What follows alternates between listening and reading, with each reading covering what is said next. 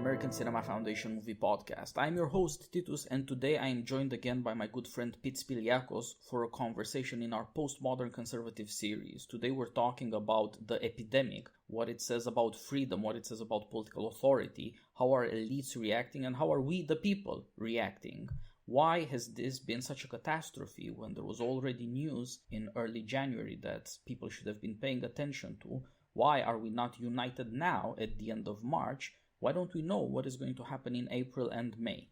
First of all, Pete, thanks for joining me. I know you have a lot of thoughts on this. I have been following you on Twitter and reading you in National Review, and I am glad to be doing this again. And I needed somebody who will bring the wrath, not just analysis, and you're my man.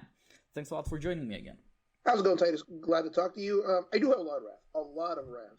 But before we start with wrath, we start with understanding. Western societies are dealing up with a problem that they haven't had to deal with for a very long time. Nobody who's active in public life has any living memory of what this kind of situation is, which means that everybody involved is stumbling. Some doing better than others, able to learn from the past and from the experiences of other countries better than others. But everybody involved in Western societies, both in the public and in political affairs, is not acting from first-hand experience. And almost all of them are not acting from deep thought on the subject. It's an unfamiliar problem involving procedures that are unfamiliar, exercise of powers that are unfamiliar, calling upon widespread uses of resources that don't exist because, once again, people did not expect this problem to be as big as it is here. So one of the reasons for why performance is so suboptimal, some places terrible, is because this is a new problem. Not necessarily a new problem for the world, but a new problem in the experience of the people involved at both the popular level and at the governmental level, which is one of the reasons why the East Asian democracies in Singapore are handling it so much better. Because through SARS and through MERS, they had experiences of dealing with these problems. Both the government officials did, which meant the public health authorities were better prepared. It meant their industrial bases were better prepared because they had masks. It meant the public was more prepared about what to expect and what to do, both simply in terms of just obeying what the government tells them, but also wearing masks in public, maintaining some semblance of social distancing in these very densely populated countries. So one of the reasons we're doing so relatively badly and they're doing so relatively well is because, well, they've learned and they're acting on it, whereas this is the first time around for us. So once again, some people are going to handle it better. Some people are doing terribly. But it doesn't seem like we're doing as well as South Korea or Japan or Singapore, it's because they've prepared for a very long time, from the level of the citizen all the way to the senior government leadership through the public health authorities for just this kind of problem. And we haven't. They're not doing better because they're superior somehow. The real annoying commentary on it is, well, these countries are hierarchical. These countries are used to listening to their leaders. These countries are disciplined. The people are emotionally distant. Their countries are doing so well because they've dealt with this problem within the last 30 or 40 years. Now that I've been quarantined, I have been binging on Japanese pro wrestling, of all things. But here's the thing. There's something you don't see in crowds in the 60s and 70s that you do see from the last 15 or 20 years. Masks. In the last 20 years, in the crowd among Japanese pro wrestling, there'd be quite a few people masked.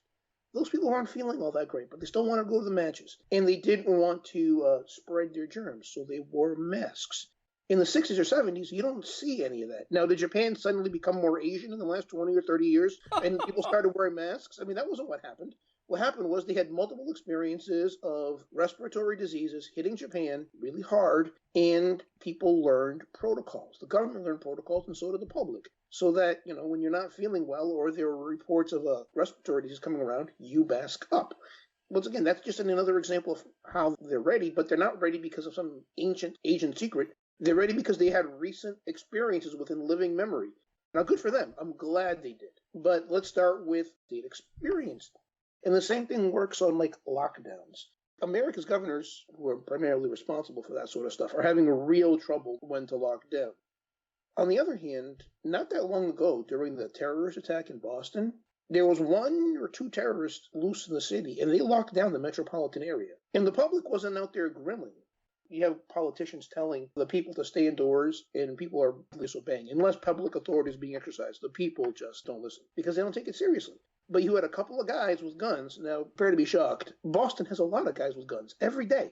You had a couple of guys with guns running around on the loose, and the mayor said lock down the city, and people locked down the city because, Boston hadn't experienced terrorism, but we'd seen September 11th. On a social level, we had experienced that terrorism was real, that it wasn't a joke, and that it had to be dealt with. Now, two scumbags with guns and, pressure cooker bombs are less dangerous than this disease. However, people took it seriously because both within their imaginations and with their experience with recent events, they knew that it's serious. Even though they might not know anybody who had killed, they knew this thing could kill. Whereas with this disease, you have a lot of people for whom it's not real at all. And it's going to take a while for people to make it real. That's one of the reasons why I think the public response and the populace has been so uneven. It's not real to them. If you had terrorists kill 50 people within the city in a weekend, and the terrorists were on the loose, you'd lock down the city. But with this disease, it took a lot more convincing to lock it down. And once again, some people have done better. Mike DeWine in Ohio has done very well. Bill de Blasio in New York City has done wretchedly. But at the same time, if you average out the response, it kind of looks like what you would expect, especially when you have a con man as president. So that's just where we are. Yeah, I think you're right. We have underestimated to a great degree what it means for an event to be shocking, what it means for a kind of problem to be simply out of our experience, not something that is new to America as such, something that is new to us, something that is new to our politicians, something that is new to the culture and the discourse so that we have some kind of handle on it, and we don't. Events like wars, like plagues, various kinds of catastrophes. What if it's not a regular enough hurricane? What if it's not a regular enough flooding event? Well, if it's irregular and without the experience, what are you going to do? On the other hand, if you wait to acquire experience, it will be excruciating. It will be horrifying, maybe. You have to both be prepared and to realize that this is not the sort of thing that you know how to prepare for. You'd have to learn from the experience of others, indeed. And I think you're right. When I was a kid in Europe, you did not see tourists with masks. But in the last 20 years or so, wherever you see Asian tourists especially, they're often wearing masks. There's no particular reason for it, but they're doing it. And I think partly it's, as you said, experience with outbreaks in the last 20 years like SARS. And partly I think it has to do with the horrifying pollution in places like South Korea that also seems to have moved people to move masks. I have friends in South Korea who do that and talk about it. And so they had in certain ways better habits. But I think it's also something else. In these places, it's a matter of social morality or of public morality. Wearing a mask shows that you're part of the people and doing your part. They are less individualistic than Americans or the kind of European countries I know well enough to speak about.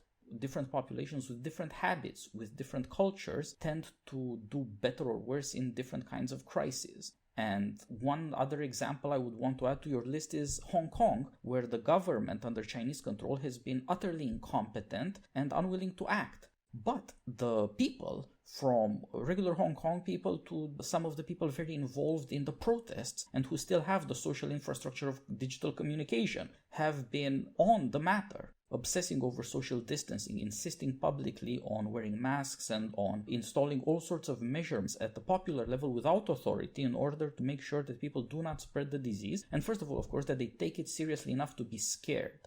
Fear is the beginning of wisdom in all such matters. You see again something that has to do with the habit of the people. That is lacking among us. We have to deal with it in a different way. We're facing the same kind of crisis, but we're facing it with different resources and with different ideas, with different habits, with different beliefs. So we have to look, as you said, at the fact that people aren't used to taking this seriously, and the politicians, they're not used to speaking seriously either. To get an American counterexample to show what it's like in America, I was just reading this piece in the Texas Monthly about the H-E-B stores, retailers. These people had an amazing plan in place. The various officers of the corporation and also all sorts of other people involved, from people volunteering to do checkout work to people doing transportation work. Now, who does transportation for them? People who used to do beer transportation. That business is out of business temporarily, but the logistics is still there, so you can use it. And the officers of the corporations are talking about this, why they installed the plan. What happens in case of crisis? How they started monitoring and thinking about what are you going to be running out of? What do you want to restock? Pay people more for hazard and cut down hours to have more stocking time. All sorts of logistic issues at which Americans are great. And the corporate structure on the one hand, but on the other hand, the communities of Texans in the various cities where there are stores reacted to this wonderfully. This was almost no authority, except of course for the people working for the corporation. But they organized wonderfully because they were worried about this stuff. And how did they know to be worried? It's because of the supply chains. The market is not just people spending money buying and selling stuff, it's transportation, it's talking to people, it's hearing from people in East Asia that there are real problems. And the more they heard about it, the more seriously they took it, and they prepared in advance. This is, I think, one of those, ready to shoot, as it were, movies. American ingenuity in logistics, in being practical, in thinking ahead of time to some extent, and acting when it's necessary. Of course, compared to that, what we have politically, publicly, is a goddamn catastrophe. Trump did one great thing, which is shutting down travel. And even that, you would have wanted him to speak way more clearly about how dangerous this stuff is, and that everybody had better stop yapping the mouth about this stuff. People will die. But in every other thing, we feel best when we listen to Dr. Fauci or Dr. Birx, not him. And that's a problem. I'm glad, on the other hand, that the people, approval ratings are okay, because if they weren't, we would be in deep social trouble. It would spread all sorts of bad problems. But it's a collapse of leadership. And of course, most leadership will be exercised, as you said, at the level of governors, at the state levels, and in some cases at township level, in the cases of the metropolises at least. And it is indeed catastrophic. Partly it was politics. It was, do you love or hate Trump? Who are you going to vote for? Partly it was other things associated with politics, like if you're scared about this whole thing coming out of China, does that make you racist? If you want to prove that you're not racist because you have absolutely no problems with maintaining travel from China to New York City or what have you, does that mean you're betraying your public duties?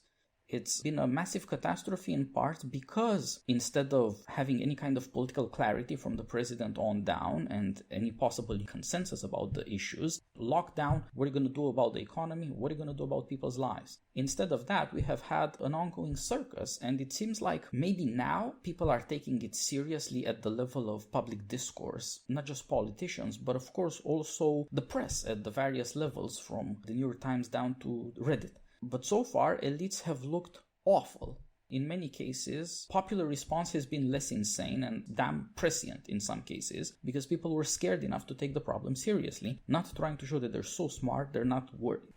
Well, at first you had, as you said, among relatively smarty pants liberal media, it was cool to say it's just a flu. And if you're worrying about this, it's racist.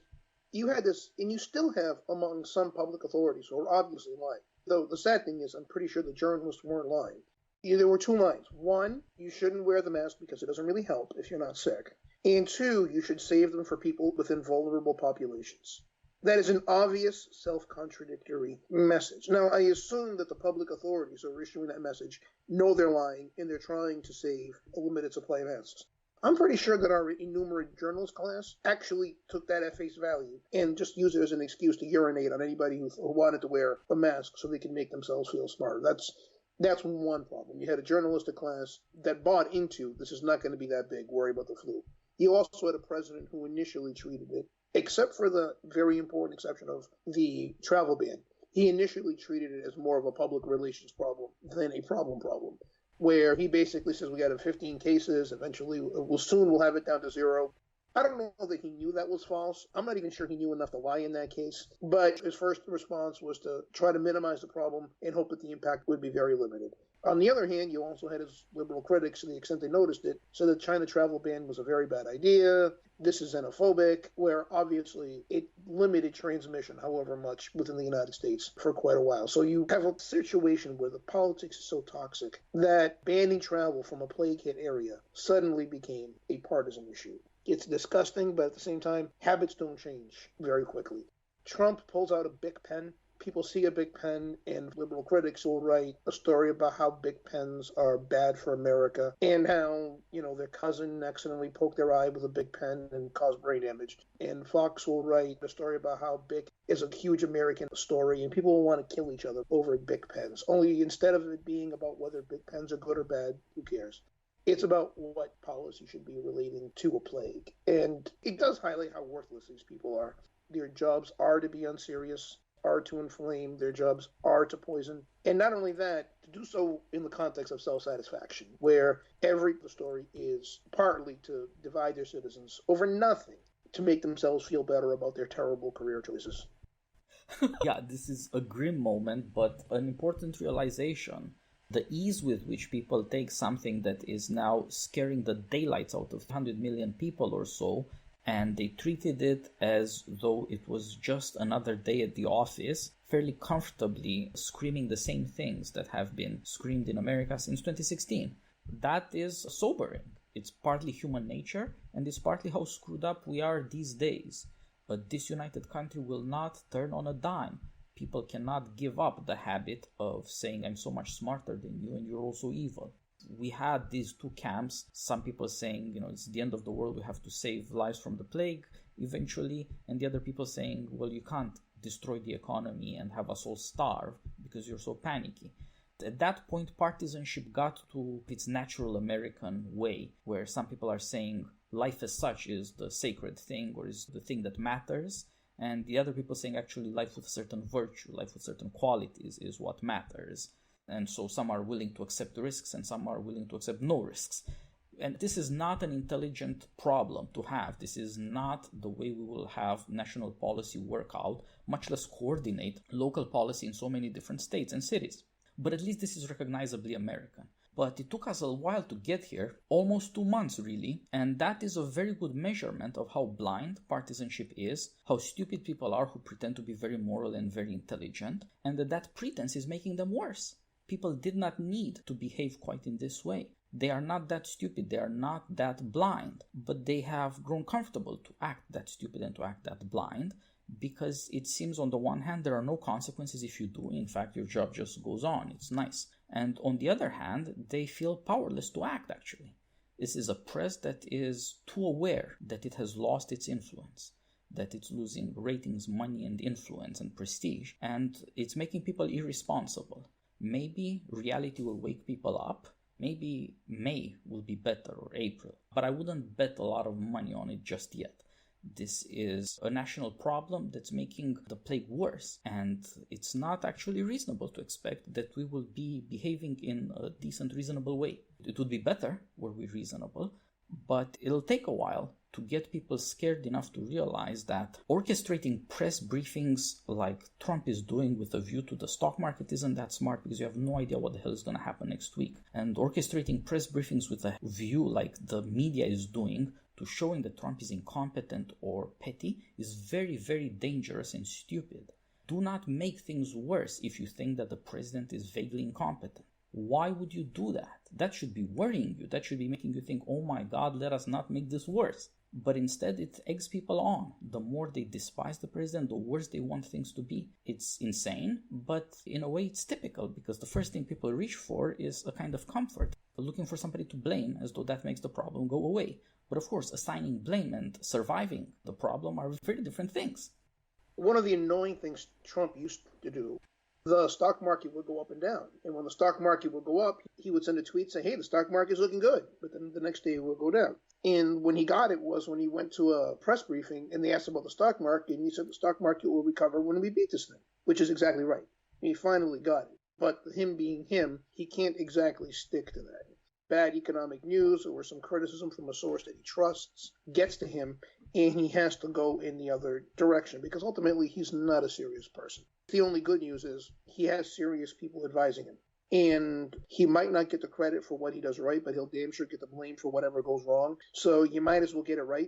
I mean, that increases your chances. So on that level, hopefully the people who have good sense will be able to get through to him. But he'll always have instincts pushing him to make the wrong, short-sighted decision, because in his heart of hearts, he's much closer to the mayor of Jaws than he is to anybody else, except that the mayor of Jaws is probably, on all things considered, a slightly better person.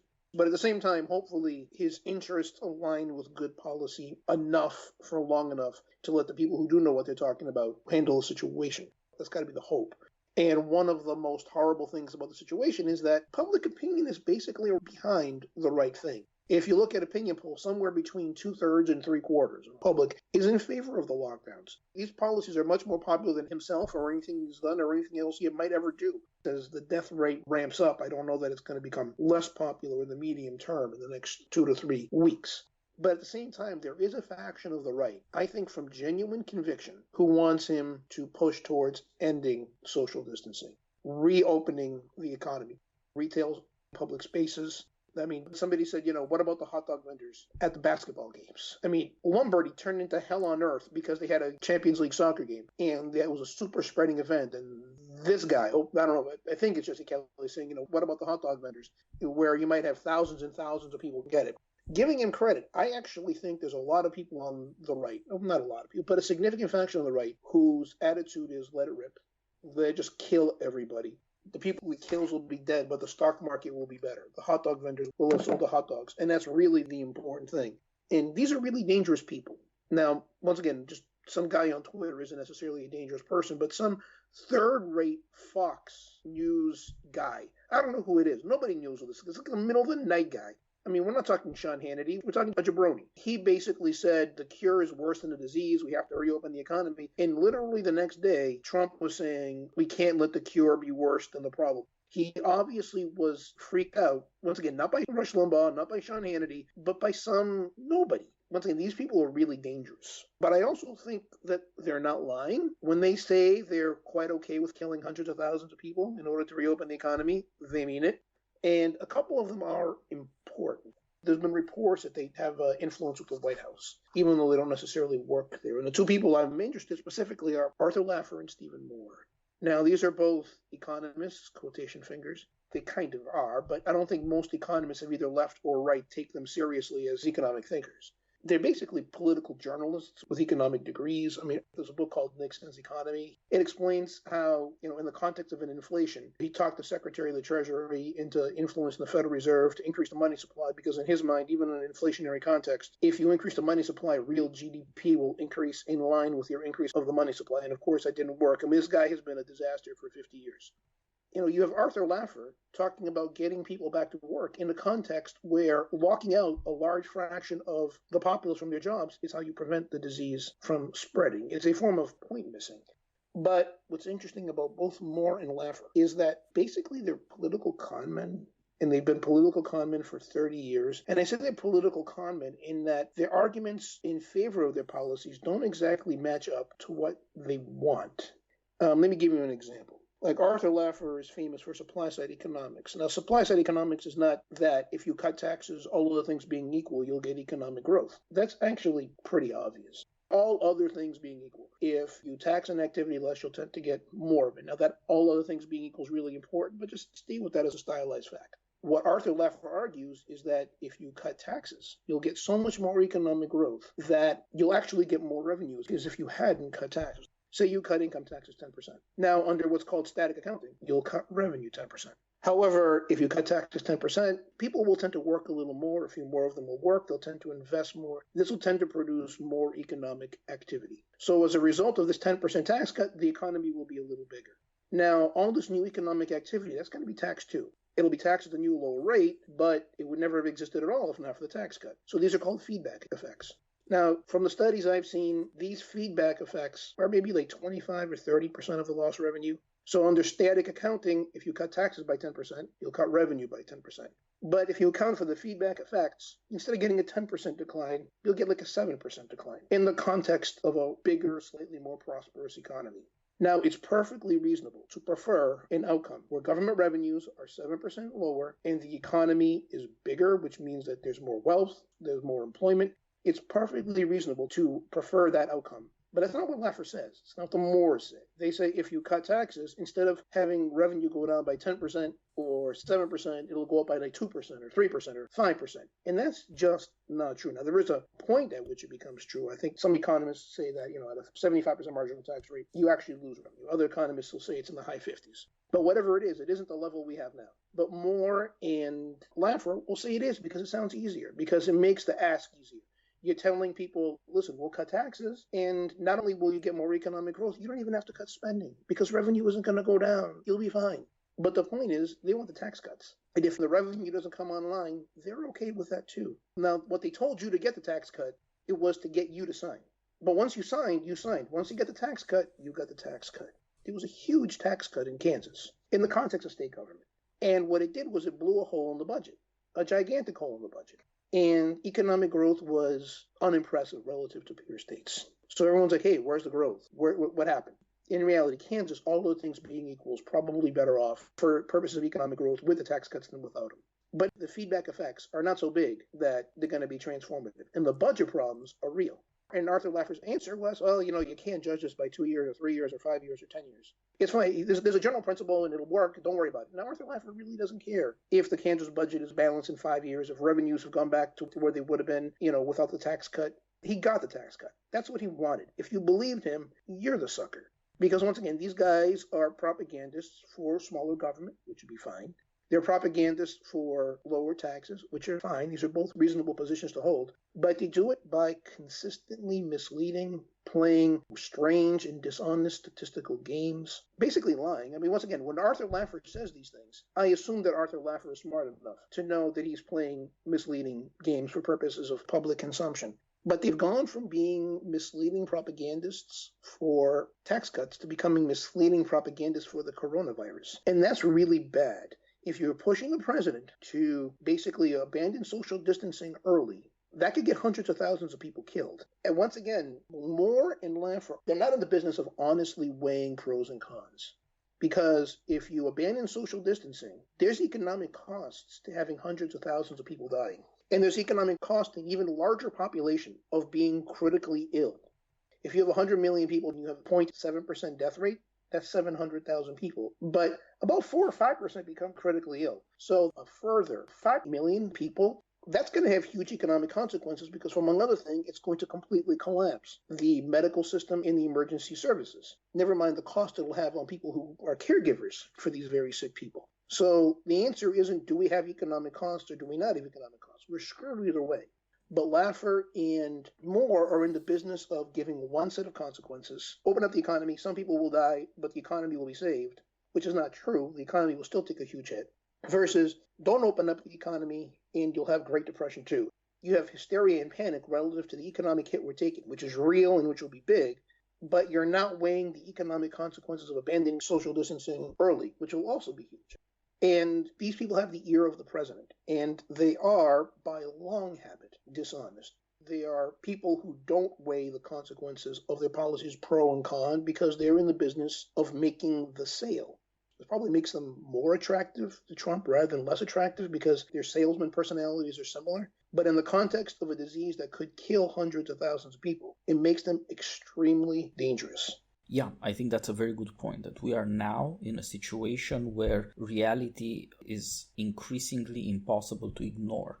We don't know how it's going to turn out, but we know that we're all scared at this point. Whereas up until now, we had these sorts of ideas that since the parties are getting weaker and weaker and politicians are so goddamn unimpressive, well, let's turn politics into advertising, let's put it on TV, let's get salesmen to do it. Let's just organize this massive industrial-sized grift. And, Republicans needed it. Democrats were offering people the Great Society. Does it matter if it works? No, not really. We'll just be paying trillions till the end of time or collapse, whichever comes first. And so Republicans got their version of that too, which was tax cuts. It's also a way of giving people money. It's also a way of saying, what are the consequences going to be? We'll never mind the consequences. This kind of TV salesmanship, turning politics into advertising where you're selling the people on this great thing that you have to offer and never mind the consequences. Now we're getting consequences from, incompetent government. America would not be in the crisis it is now if government had been minimally more competent on issues of preparedness, or if we didn't get to this place where debt is pretty much 100% of GDP. This is a really bad situation in which to pile on this massive, massive crisis. If healthcare had been workable, not too crazily expensive and unpredictable, we might be in a better position to deal with this problem. But a generation of crises have been building that are now all revealed, and hopefully we dodge, and maybe it's going to be a catastrophe. Maybe we're going to overload the healthcare system. Maybe the economy is going to be dead for months, not for another 3-4 weeks. That's going to be catastrophic. These are not things that we have prepared for, but worse, the things we dealt with on an everyday basis, from public discourse on TV to how do we deal with the debt, how we deal with spending with government services. Those things are catastrophic too. So there's a crisis that has to do with unusual events, stuff that we weren't prepared for. We didn't think this was ever going to happen. It was stupid on our part, but reasonable in a way. It's normal not to think that shocking events will come up. But also when it comes to ordinary events, also when it comes to the basic business of government, from elections to the government bureaucracy at all levels, this has been degenerating too. Now it's in everybody's faces. Why can't we get more masks? Why isn't the market helping us out? Oh, the FDA is involved in this as well because you gotta approve medical devices. So it turns out that both on the Republican market side and on the Democrat government bureaucracy side, there is massive incompetence. Why did not the CDC see this coming? Why were they not prepared? Why did California close its mobile hospitals over the last couple of years? Before Gavin Newsom, what's his face? Governor Moonbeam, Jerry Brown. They were spending money on the rail, I'm told, but not on preparedness for a crisis. So in a million other places, you see this catastrophe brewing at the level of ordinary politics because to a large extent we had outsourced politics to television. And now indeed we do have an advertising president, Mr. Salesman, and he's not up to the job. Happily, as you said, there is enough competence around him and he's not suicidal or trying to destroy the nation, despite what our liberal friends might say or wish. But it's a very bad situation to be in. And, we shouldn't spare Congress either. The incompetence over what the hell is the bill supposed to be that will save the economy for today, for next week, for the next couple of weeks, never mind what we're going to do for the rest of the year. Neither party is competent about these things. You do not have senators speaking to the nation seriously, although supposedly these 100 men and women are the elder statesmen of the nation. This is what it's like now. I hope to God that Tucker Carlson is who Trump is listening to. Tucker Carlson is not my hero, but frankly, I would rather him be president right now, if it were at all a matter of choice. He flew down to Florida to talk to Trump and to tell him that this is going to be a real problem and he should get a handle on it. Hopefully that's who he's listening to, not other Fox hosts like that lady that got fired because she was a little too crazy that the disease is a hoax. Big on Fox and on talk radio. And it's irresponsible, but worse, it means that we do not have resources to fall back on. We do not know who to listen to. On the liberal side, this would be the sort of thing where you see videos by incredibly insane celebrities who sing John Lennon's Imagine over Skype or what have you. These people are nutcases, but they're sheltered nutcases. And in a way, that's the problem with elite America. These are sheltered nutcases. They do not believe that they are accountable. They do not believe that wrath will ever come for them. In both cases, you see massive irresponsibility. Nobody was worrying about this problem, and you don't know how many are worrying about it now. You're going to have to rely on people risking their lives and dying as nurses and doctors. You're going to have to rely on people we've never heard of and never will hear of, who are trying to figure out a new way to make the masks faster or to distribute them. And as you said, that's partly because elite media has been telling us we're the stupidest people on earth for trying to buy a few masks. No, we were right all along. The elites have been systematically lying because they don't want to bother.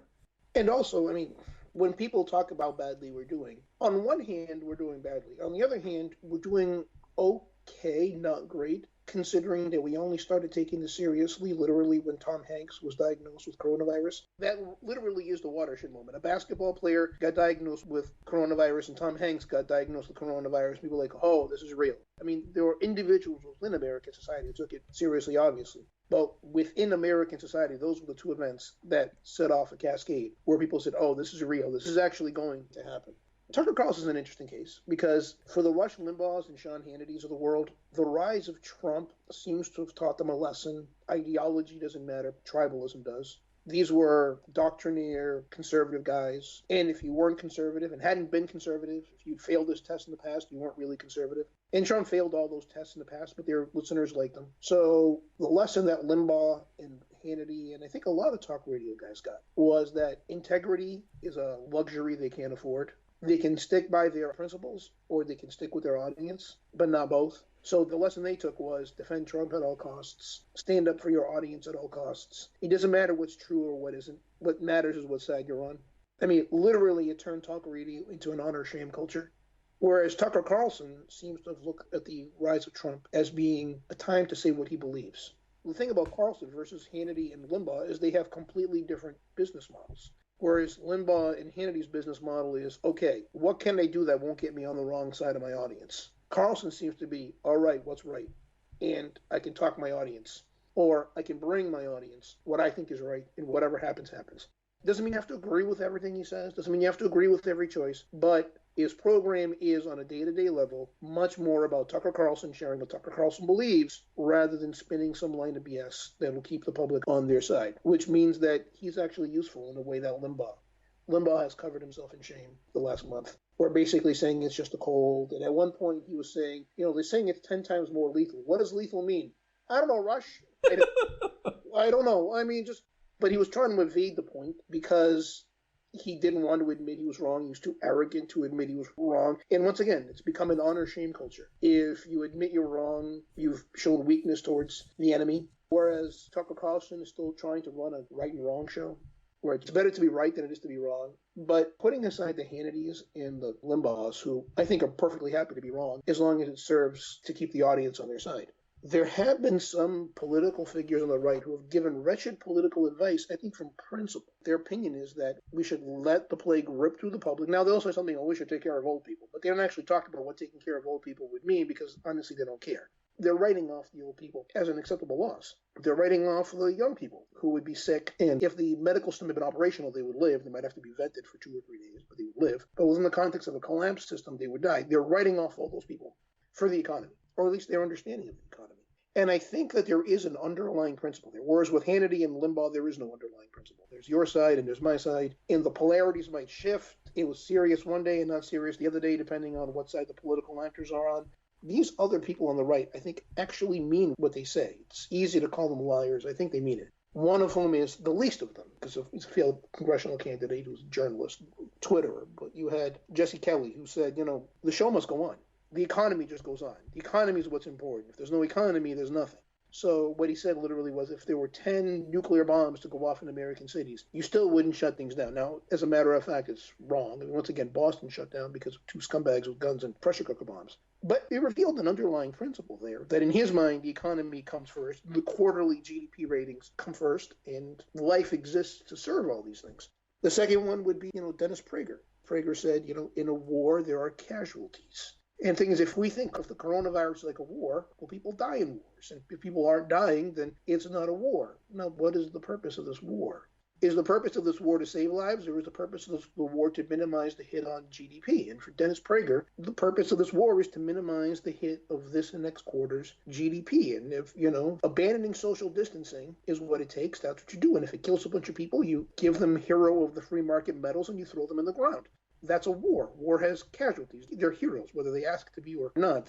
Someone just drafted. We're drafting the old people and the sick to be heroes of the economy. But once again, I think he actually means it, which makes it much more horrible than if he was lying. And I think the last one was the lieutenant governor of Texas, who was on Tucker Carlson, who basically said, listen, I don't want America to be destroyed. And he said something that was really interesting. He said, I don't want my grandchildren to lose my country. How are 5 or 6 weeks of social distancing going to lose the country? Even if the economic hit is really bad, which it is, how are they going to lose the country? It's an interesting admission about some of the unarticulated premises behind this Kelly, Prager, lieutenant governor, also Glenn Beck perspective. First, America is business. And if business is shut down, it's not America. If you're paying people to stay home, it's not America. If economic growth is declining, it's not America. So what's going on now is a profoundly un-American activity. You're reversing everything that America is supposed to be. And the second thing is, if the economy goes down a lot, it's setting up for a Democratic wipeout in November. And the Democrats win the presidency, and the Democrats win overwhelming control of Congress, and then you really do lose America. This is dressed up in a lot of panic. Oh my God, everyone's going to starve if we close retail sales for 4 or 5 weeks. Now, the hit is going to be real. Some of the stores will never reopen. Some of the workers will not be rehired at their old jobs. But the underlying fears are these two. One, everything that's happening goes against a certain, I don't want to say business class ideology, because I don't think most people in business actually share this idea, but some intellectuals do. It's a bizarre worship of business activity as such, not one interest among many, but as the American interest. And people who have different interests don't actually have different interests. They just misunderstand their own interests. And the second is thinly disguised partisanship, that we have to minimize the hit on the economy because that'll minimize the hit on the Republicans, because then the Democrats will transform the country, which might actually happen, except that you're talking about killing hundreds of thousands of people at minimum in the course of doing this. And that's a truly terrible admission. And once again, there was Glenn Beck. Glenn Beck says he's in the danger zone. He's over 60, but 56, and people die in their 30s and 40s of this. He said he would go out to work retail if that's what it meant to save the economy. He seemed to be doing it from a home studio. But let us assume his sincerity. It says a lot about this ideology, that they're willing to sacrifice so many people in order to prevent a two-quarter hit to GDP, especially since I think they're genuinely panicked. But they're willfully ignoring that their preferred policy would have a huge cost, not only in blood, which they're openly willing to pay, but it would have a huge cost in economic activity. It's not like you can reopen things in the midst of a pandemic and have the economy go on as before the pandemic hit, especially since the pandemic is going to hit that much harder this way. There's this ideology. I mean, the best that I can describe it as, it's the you built that job creator ideology among 2012 model Republicans, only it's become radicalized and it's escaped the lab. I mean, where Romney was talking about job creators and you built that, the theme of his campaign was cut taxes on job creators, and that's the most important thing you can do for you. And if you don't really understand your own interest. But even Romney's looking at the situation, and Romney's like, this is serious. Social distancing is important. We need to model it. We need support for workers who have been locked out of their jobs. But the ideology survives. And like a virus, it has spread. And it has new hosts. And the hosts aren't Romney anymore. Romney seems to have had a relatively mild case, if you will. But you do have these people who have become these new hosts for this ideology. And not only that, the virus itself has become more virulent. And it's spread. And they're spreading it now. But the underlying premises are a radicalized version of the business class ideology that was visible 8 years ago. Yeah, this is a really messed up problem, precisely because these people are essentially irresponsible. Not just because they're giving bad advice, but they are not elected officials. They are not people trusted to give us advice on what to do. They're supposed to manage beliefs. They're supposed to massage your fantasies, to reassure you when you're feeling weird. That's what TV does. And now, however, because it's a crisis, all of a sudden these people think that they are masters of propaganda, that they can change the American mind. They do not reflect the American mind. They cannot change the American mind. The very hysteria and the very fact that they've become caricatures of an ideology that was messed up to begin with reveals how irresponsible this all is, and that, it's dying. This is not how things are going to work out. As I said, the model of the business Republican is going to be people like the guys behind the H-E-B stores in retail in Texas. That's what it means if you want to keep business going through a crisis. You got to prepare to take the epidemic seriously. Those people had a medical officer as part of the corporation, which is not usual in that line of business. But they wanted to be prepared. They made plans in advance. They weren't showboating and pretending that they are willing to die. Like, this lieutenant governor in Texas, he was saying that, I'm willing to die for my grandchildren. And that's supposed to make it okay that you're not even saying, what are we talking about? 15-20% of the population is old people who are really in danger? Are you insane? The answer to that question is yes, he is insane. Lieutenant Governor of Texas, I'm not an expert on the Texas state constitution, but Lieutenant Governor is a much more powerful office in Texas than it is in almost every other state. Most states, they're like the American vice president. They just spin tires. In Texas, it's a real job, or at least it was last time I checked, like 20 years ago. But the thing is, he is a fossil, not only in the sense of public opinion. Once again, 70% of the public supports social distancing. But you can see that the younger generation of Republican senators, especially like Josh Hawley and Tom Cotton, they recognize that this is an ideology of defeat and destruction and retreat. Because once again, these are the two politicians who have been like, hey, pay money to keep people home because we don't want them to be spreading the disease. Of the people in the Senate, they are the two people who learned from the experience of Romney that you built that job creator ideology as the public interest. Because once again, the businesses have legitimate public interests. They're not bad. In fact, the people involved are generally good. They're some of the most hardworking, most creative Americans out there. They're the salt of the earth. However, their interests are not the whole interest. And their interests taken the most extreme are not the public interest, which is what job creator and you built that ideology is built around. But you have Josh Hawley saying, just give people money to stay home. 4 weeks, 5 weeks, let people who are not involved in logistics and medicine, just have them stay home. That'll save lives. And saving lives will ultimately be what's best for the economy. And you have Tom Cotton, really good speech in the Senate earlier this week, and Tom Cotton saying, we have to transition out of social distancing responsibly. There has to be resources online. There have to be protocols. We have to break the chains of transmission. And we can't just open up the floodgates. It's got to be staged. We have to use public authority responsibly in order to bring the economy back online. Otherwise, not only will you kill hundreds of thousands of people, you won't even do a very good job of bringing the economy online. We have to weigh multiple interests against each other. So, once again, you have this ideology, which is toxic, it's destructive, it's single-minded, it's fanatical. And since it's poorly adapted to the environment that we're in, that means its advocates are becoming more and more hysterical and panicked.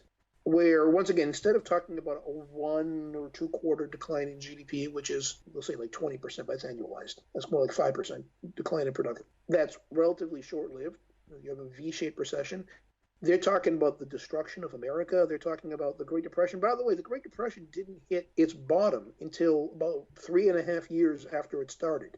No particular reason to expect that this is one of those situations, but they're trying to elevate the stakes. They're trying to undercount the costs of their position because they're terrified that if we take the relatively significant but not Great Depression level hit now, it'll mean that their political enemies take power, and they're willing to step on any number of dead bodies in order to prevent their political opponents from taking power. Because for them, what's the point of saving all these hundreds of thousands of lives if Nancy Pelosi gets to be speaker and Chuck Schumer gets to be majority leader and Joe Biden's president and they start passing all these laws? What's the point? You saved all these lives, but you've lost America. Now, if you articulate these underlying premises, it's monstrous. And you see what the problem with partisanship as such is. At some point, you end up saying that the party is more important than the country. The only reassuring thing is indeed that this madness is a sign of irrelevance, is a sign of obsolescence. As you said, the future of the party is people like Tom Cotton, and hopefully that's where people will look. Hopefully he will have more influence both over the party and with the public. People should listen. The right strategy for a business Republican is putting the common good first. You're more Republican, you're more small business, then you should be helping small businesses not fire everybody by making sure that payroll will be made. You gotta make sure that that stuff happens. Do you want many millions of unemployed, or do you want the government to pay for millions of small businesses to keep going? Those are your options now. And intelligent Republicans should go with the side of help business keep people employed. Reassure the businesses, reassure the employers, reassure the employees. That's how you keep the America of 2019 ready for later in 2020 and 2021. Your commitment to the common good will be the test of what you do in the election. And I think another problem with the hysterical side of the right wing is the ignorance about government. I mean, at some level, if you commit to small government, you can't think seriously about how to use government well. You do not hear these people about what reforms do we need at the CDC? What reforms do we need at the FDA? If Republicans are the party of business, how are we going to help businesses save us in this crisis? By producing all the equipment we are short of because we were so incompetent and unprepared. Well, government bureaucracy is a democratic incompetence. It's their problem, but Republicans are running the government now, so they're responsible. Deal with it. Talk about that intelligently. Prepare things.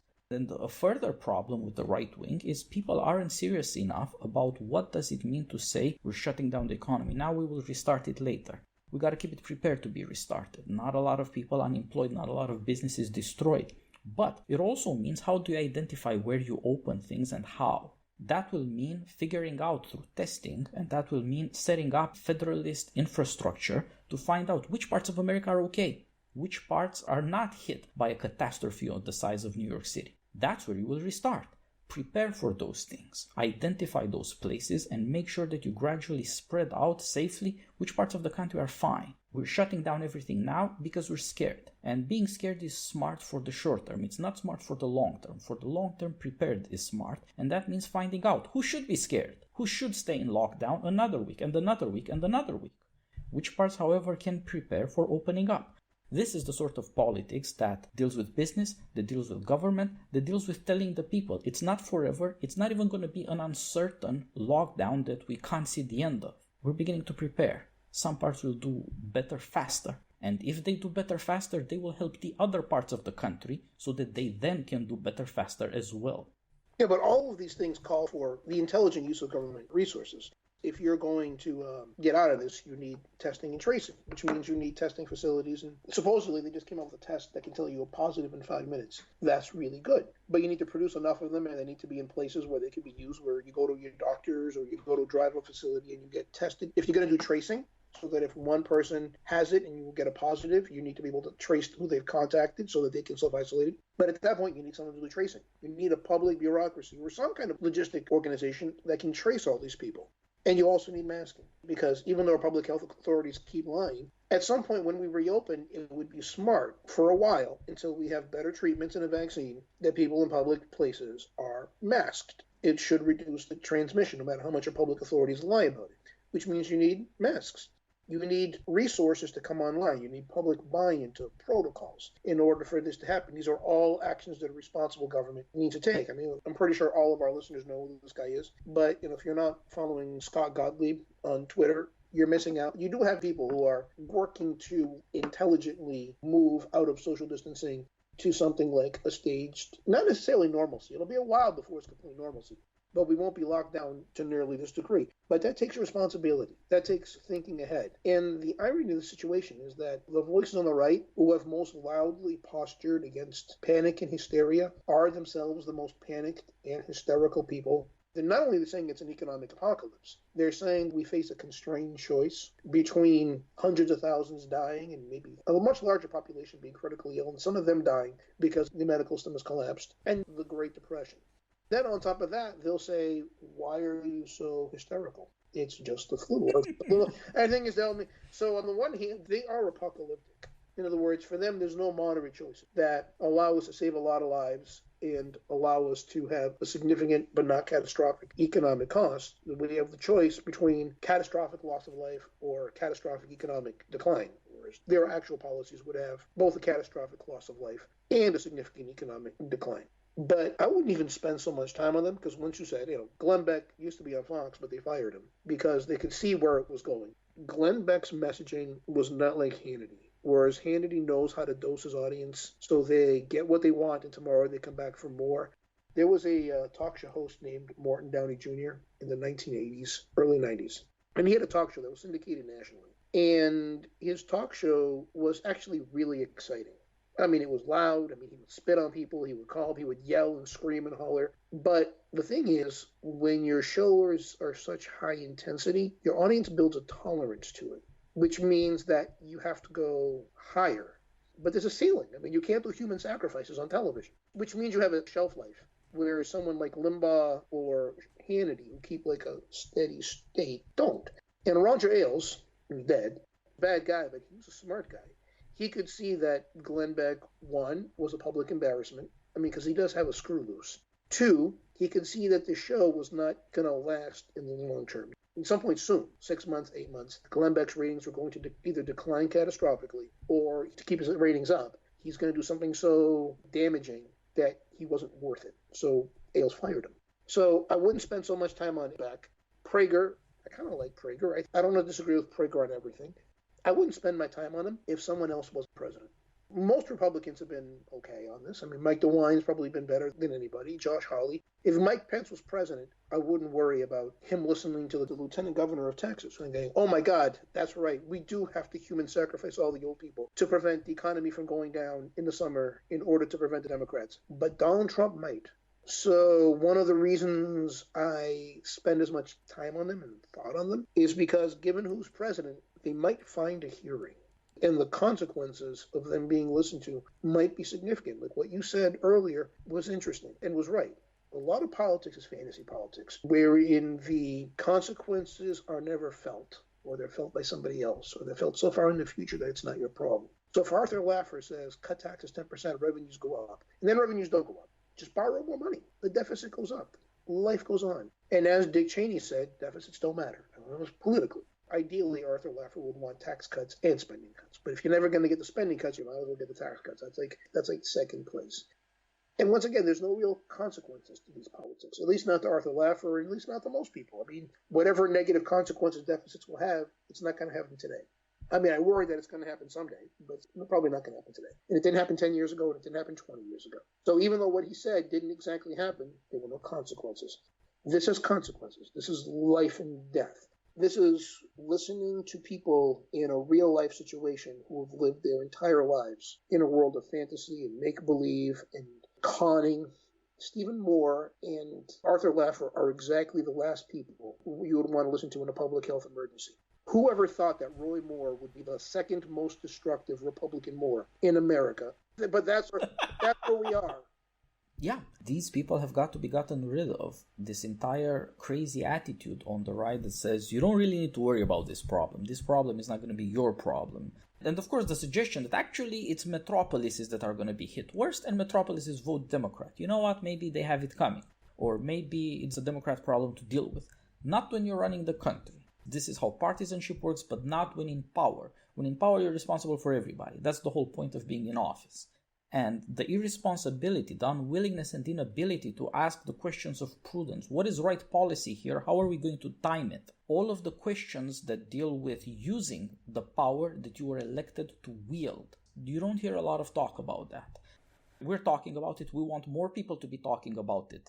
Yuval Levin's new essay about the parts of the American response that have gone bad, but also the ones that have gone well at a level of bureaucracy and federalism to an extent. Very good essay. Our friends at American Minds, they do very good work telling people how to think about this stuff, to understand that it's not your money or your life. This is not the way we're living right now. We have to make both work, but with a priority for our fear, because it's real. There are voices like that. These are the voices that should be listened to more. These are the people that people should be paying attention, not the decrepit and obsolescent fantasy politics of, do I have a big audience? Am I doing that TV thing where people think it's kind of like a show? Not a big deal. You don't even have to pay that much attention to it. You're just kind of reassured. Sometimes you pay attention, sometimes it's just in the background. That's not what we're dealing with now, and this is a very bad model for political reasoning. It's a very bad model for judgment, and we're going to learn that the hard way if we don't learn it the right way. The right way means reality gets a say. It means that persuasion isn't that important. Even when you're right, persuasion doesn't always work, so don't rely on it that much. Worry more about the serious problems that serious people are dealing with. Figure out in different places what is happening and what can be done to improve it. These things will define American politics. It's the first time America has a crisis where a large number of people are going to die suddenly for reasons that have to do with policy. This is something that the fantasy land is running up against.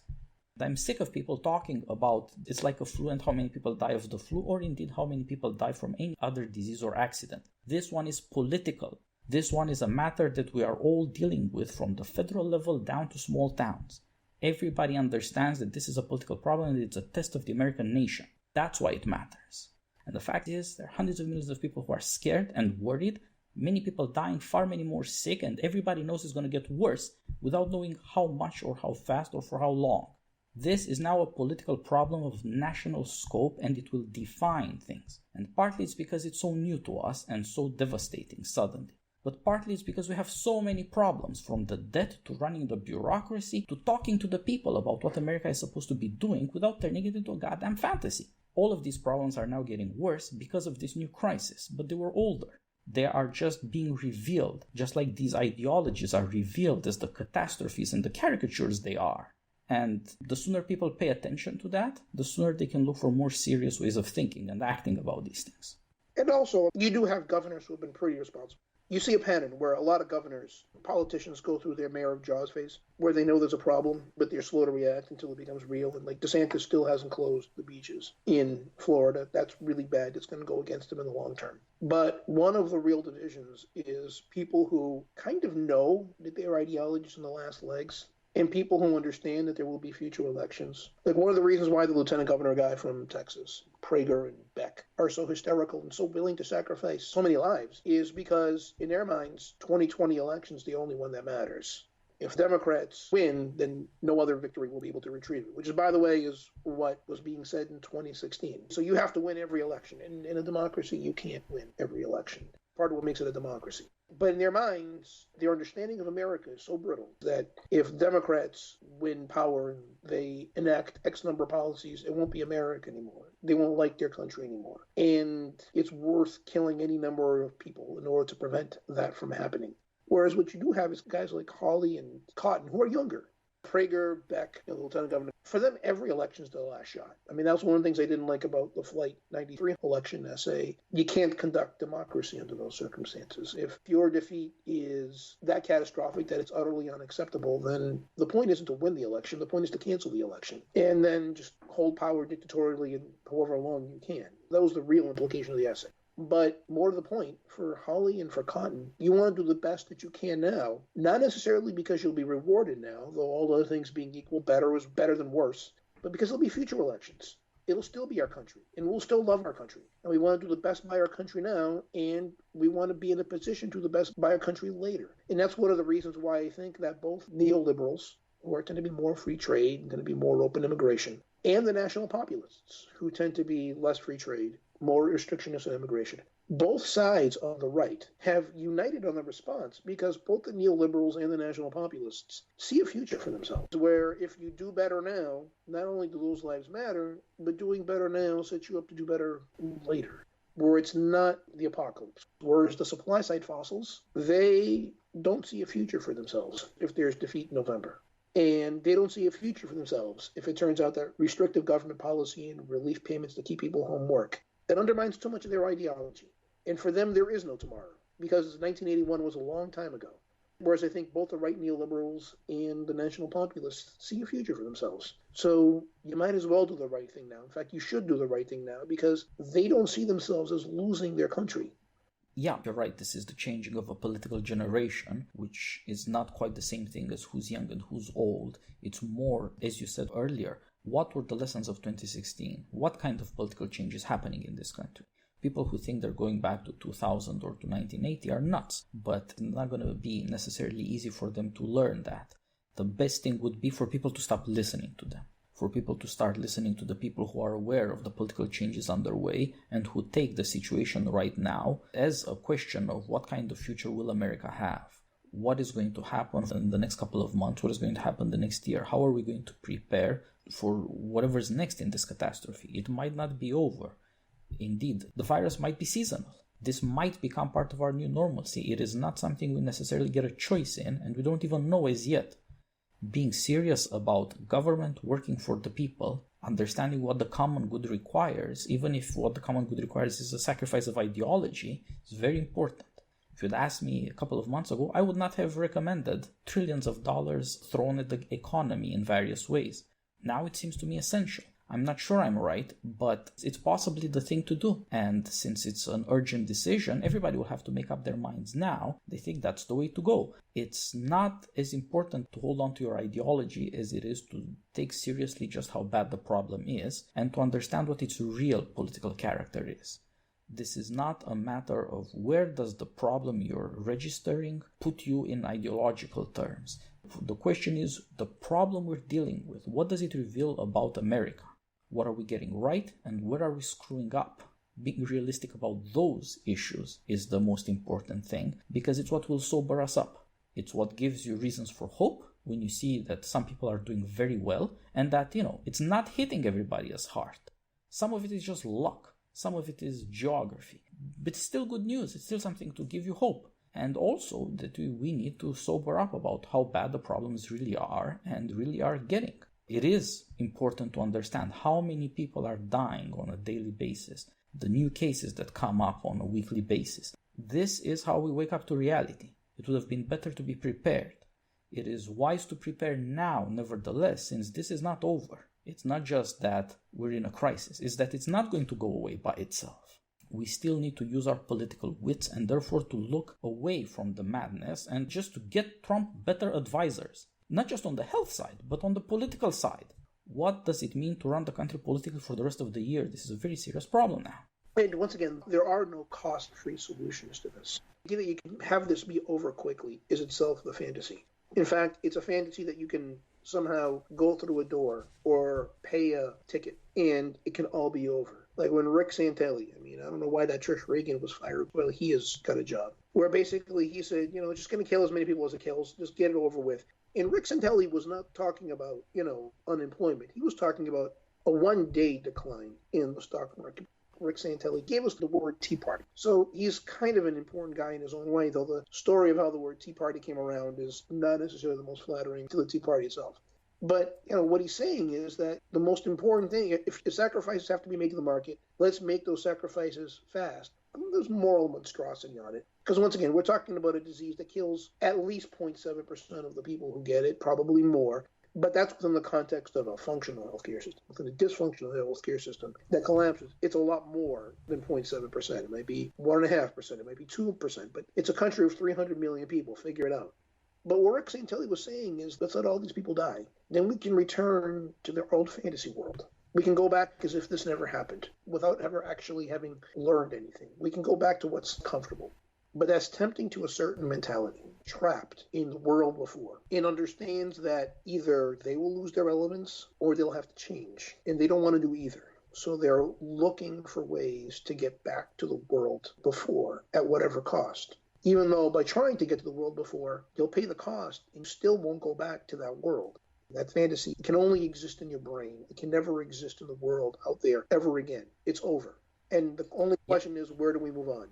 Yeah, we have to get our heads around two major issues. One of them is the problem of human sacrifices. We will have to make sacrifices because we're in a crisis. We will not be having to sacrifice people in order to satisfy a fantasy. The most important reason to talk about these people, although there are many of them has-beens. And anyway, they'll lose their influence now. But it's important because what they reveal in a caricatural way, in an extreme way, is true of many, many millions of people in a more moderate way, which is indeed the hope that there's some kind of win-win solution here. There's some kind of way to make this go away, and we'll go back to our happy ends, because that's what happens. Every show ends with a happy end. But this is not a happy end situation. This is the sort of catastrophe that could be worse than tragedy. It should be a wake-up call. It should be understanding that you deal with reality or the catastrophe strikes, and then it gets worse, and you don't get a say in it. This is not a matter of how you look at it or how you spin it. This is a matter of what's going on. And what is true of the grotesque versions of this business ideology on the right is true to an extent of many, many other people who do not realize anything except if this goes on, there will be some kind of change that is unpredictable and scary, and I don't want to be part of that world.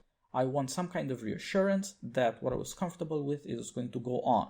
That is not the reassurance that you can have. The reassurance that you can have is a lot of people are doing things right now. A lot more people will be doing things right as they adapt to circumstances. That is hope. The suffering will make people smarter, stronger, more willing to help each other, less paralyzed, and less morally ugly, less selfish in certain ways, and less thoughtless in other ways. There's some good even in this sort of evil if people behave better. If they realized that they had bad habits and were unprepared, and they had better be more serious about these sorts of things later, so that they become less panicky, less hysterical, less ashamed of themselves for being hysterical or panicky or not realizing what's going to happen. That requires harsh wake-up calls, apparently. Well, we have that now. We don't quite know what politics will look like in the years ahead, but it's pretty sure that we'll be way more prepared for crisis because we'll take it much more seriously and therefore start to think about what our resources really are. And our resources aren't what are the numbers on GDP. We're going to have to get a more realistic grasp that starts with things we can comprehend from our own experience and get certain better habits of thinking about when do we have improvement. And this is indeed an entire other discussion about what are the good things we're looking for. Just like there's an entire discussion about what the hell is wrong with our elites and the way they respond to this crisis. But since we must conclude here, the thought I want to leave our audience with is this. Things are better when people behave well to each other. Now that takes a lot of prosperity, but it is not simply a matter of prosperity. It is a matter of helping out other people whom you take seriously in their moral claims on you. That is where confidence comes from, not from loneliness and abstract figures, not from the hope that comprehending some kind of jargon is safety. It's when you know that there are other people you can rely on by habit. I think that's exactly true. I mean, the false hope right now is that there's going to be a quick solution, or that literally, especially with Santelli, that we could buy our way out of it. No, he wasn't looking to buy out of it with money. He was going to look to buy out of it with lives. But it's the same principle. If we're going to get out of it with a minimum of harm, there's no buying our way out of it. Now, some people are going to do more than others, but the only way out of this is everybody doing. I know it sounds like a cliche because it doesn't sound all that heroic to not spread the disease to somebody. But that's saving lives. Now, other people are doing more. They're creating antiviral therapies that will save lives down the line. The public discussion of the diseases, it assumes that the pharmaceutical industry is going to be completely useless until they market a full vaccine in 12 to 18 months. It's probably not the case. There's probably going to be antiviral therapies that within the next 3 to 5 months do a lot to reduce the fatality rate of the disease. And there'll be protocols that'll probably reduce the spread of the disease. And we'll probably have to wear masks in public.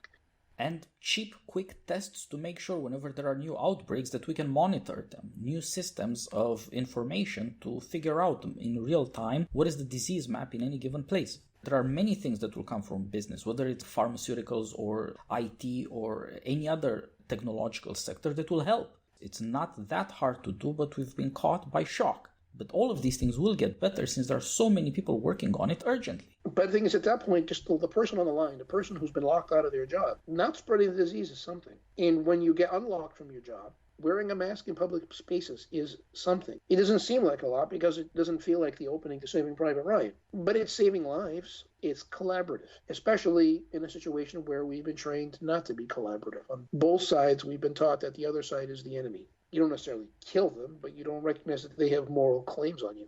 A lot of people dying of heroin in rural areas, well, they're racist. That's what you get. Are there a lot of COVID cases in New York? Well, that's the density, urban living, that they vote Democrat. That's what you get. And breaking those habits is going to be really important because the one problem on the right was, when they talked about common good economics, this was considered, wait, you mean socialism? You mean communism? Well, now we actually do have to act in the common good. And once again, being stuck in your house doesn't feel like you are, but you are. Supporting these measures until we can responsibly transition to something else doesn't feel like it is, but it is. I don't want to lean too much on it because there's only so much you can ask of people when there's no progress. So, people doing their part, they'll do more of their part for longer if everyone else is doing their part. In other words, if the government at every level is responsibly planning to transition out of social distancing as soon as possible, emphasis on both responsible and as soon as possible. If they see that, they're more likely to do their part. If they see that their public authorities are not sending mixed signals, they're more likely to do their part. But that doesn't mean that either side of the equation is any less important. Public responsibility, not spreading disease, is extremely important. And public authorities acting not only in a responsible way, but in a prompt way is also extremely important. And we're just not used to that. We're used to carping about the other side. We're used to just having things happen, and we're used to our talk never mattering. And that's not this situation right now. Every once in a while, I'll talk to somebody on Twitter, and it just seems not to have hit them that this is real, that the things that people do matter. Words matter because words will influence actions, but you can't simply word your way out of this. There's no slogan, there's no marketing, there's no rhetoric that can fix it. Now, rhetoric can move people in a better direction. It can move policy worse or better, but the point is policy gets worse or better. There's no rhetoric where you change somebody's opinions and then the problem goes away. No, rhetoric influences action, and the action is good or bad. And they're just not used to the idea that action might have actual consequences. And the thing is, they're used to a world where you use words and you get what you want. But the words have to be connected to actions, or you don't get what you want. Yeah, exactly. Reality is making a big comeback in a scary way, and maybe it's the only way. How are you going to take your deeds, what you do, seriously? Well, if what happens, irrespective of your deeds, is serious, then you will be serious. If you can speak your way into and out of fantasies, it's not going to work. Well, we're all going to see reality coming now, and let's hope that we deal with it best as we can expect under the circumstances. Pete, thanks a lot for joining me. I've been following what you had to say about this and thinking about the matter, but it's good to finally have a long, serious conversation where we articulate exactly what the hell has to stop, what the problem we are facing is, and why are people behaving and thinking this way. We'll have to do another conversation thinking about perhaps the more optimistic or the more hopeful things, more future-looking. But first of all, we have to clear the path. First of all, we have to clear our minds, figure out why exactly is there so much madness that we got into this at the end of March, into this crisis, so unprepared and so unwilling to face up to the crisis or our unpreparedness, as though not seeing it means it's not there. Thanks a lot, Titus. Have a great day. All the best. Stay safe.